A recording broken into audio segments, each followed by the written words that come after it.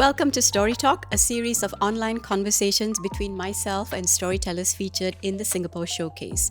In this episode, I'm chatting with Verena Tay, storyteller and writer.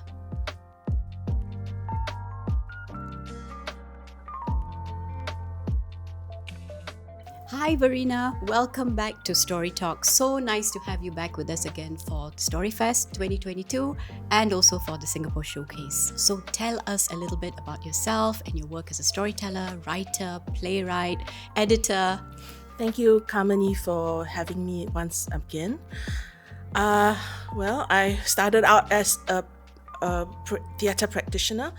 I performed, I directed, then I started writing plays, and then after that I gravitated towards solo performance, and from solo performance into storytelling, and then from storytelling started writing short stories, and now I'm trying to complete that first novel.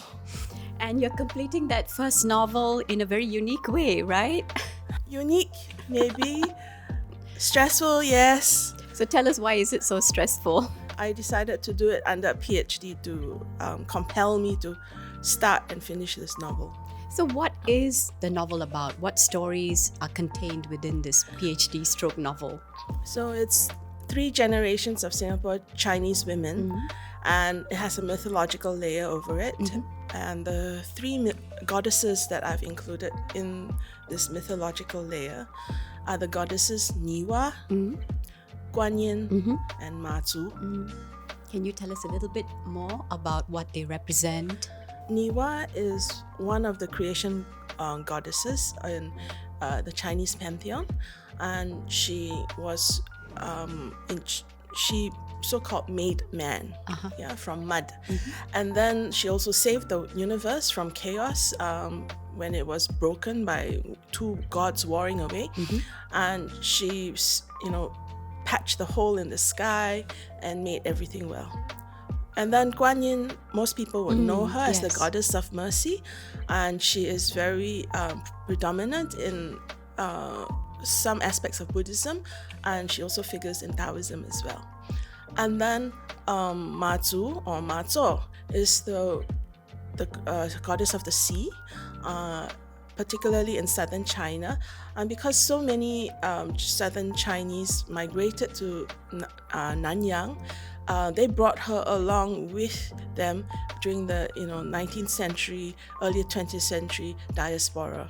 And hence that's Ma Zu is a very big figure in Singapore, and the Tian Hock King Temple in Singapore is her temple.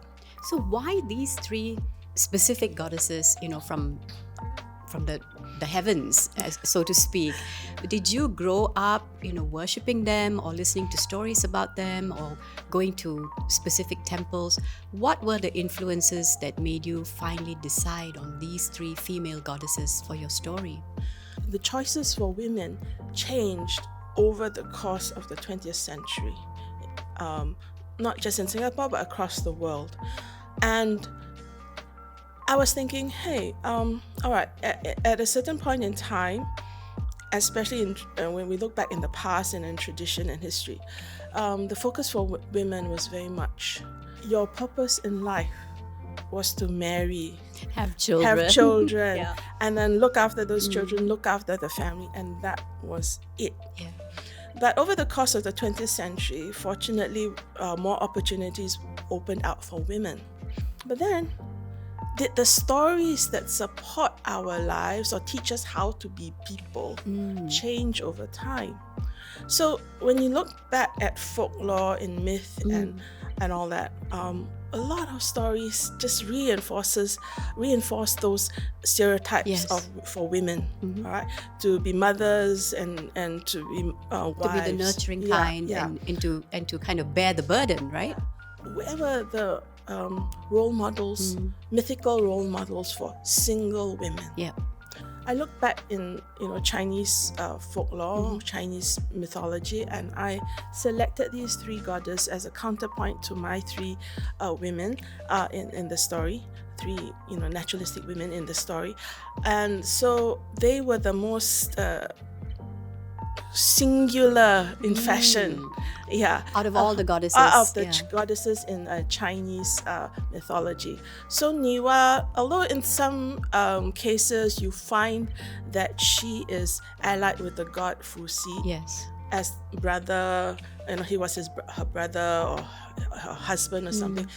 But the two things that is solely her, and there's no mention of Fuxi, were the two acts that I mentioned just now. One, the creation of mankind, and the other, the saving of the universe. Fuxi was not. Which she did completely alone. Yeah, in her own right. So, okay, I selected her. And then also at the same time, Guan Yin. Now, depending on how far back you look in history, when Buddhism crossed the border from India to China, somewhere along the line, the bodhisattvas that were brought across originally were male. But somehow the Chinese culture would not accept a male bodhisattva as readily. So somehow, I can never pronounce his name properly. Avalokiteshvara. Yes, thank you. Was transformed over time into Guan Yin. And in China itself, Guan Yin is seen very much as, a female goddess in her own right. And there are certain folk tales, folklore associated with her in China. So I use that to support my story of the single woman goddess. And then last but not least, the goddess Mazu. She is actually a deification, supposedly, of a real woman. So that was about 1,000 years ago. She was born into a fishing family, but unlike her peers, she had spiritual leanings, and she was very much in tune with nature, in tune with the spirit world, etc. So what she was especially known for was one incident. So one day she was meditating, and there was a big storm, and her family, her father, her brothers were fishermen, were out at sea. And she sensed while meditating that they were in trouble. So she sent her astral body to save her father and her brothers. So, one man was holding on to one limb kind of thing.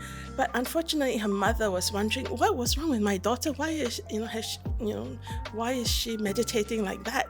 And she woke her daughter up, and as a result... in the middle of this. Her astral body lost one brother or something like that. And then when the storm was over, all the men, except that person whom she dropped, was found. And so after that, she became well known as a spiritual leader. And then when she passed on, she did not live a very long life. She became, people transformed her into the sea goddess. Yeah.